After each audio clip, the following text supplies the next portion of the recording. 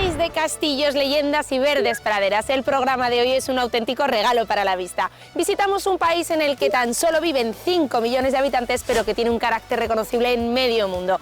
Y si yo les enseño esto, ¿se imaginan ya dónde estamos? Al final los irlandeses tienen un carácter muy reconocible. Los irlandeses, o por lo menos bajo mi experiencia, son exactamente como te los imaginas. Cumplen todos los tópicos, ayunan el Irish breakfast y van al pub a escuchar su música irlandesa, blanquitos de piel, no les da mucho el sol.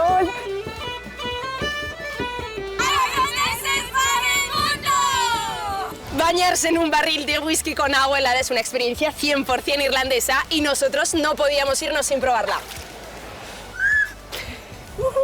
Esto no está bueno, ¿eh? Hombre, la verdad es que te rejuvenece. ¡Madre mía! Esto Pero no está está chulo. pagado. Este chico no está bien.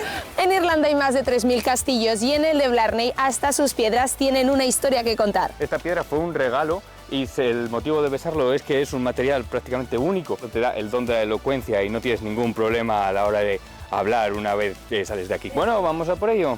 Me está diciendo que me dé la vuelta. Espero que me ayude, no me caiga. A ver, agarraré las piedras, agarraré esto. Down to the bottom. Yep. ¿Cómo te sientes? Wow, mucho más elocuente.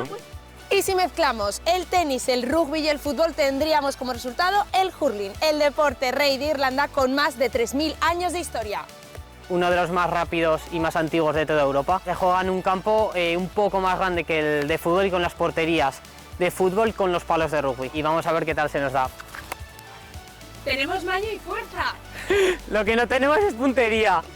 Aterrizamos en la isla Esmeralda dispuestos a descubrir su lado más rural, lo que se esconde más allá de las grandes capitales del país y las pequeñas historias de los pueblos de esta isla. Bienvenidos aragoneses por el mundo, bienvenidos a Irlanda.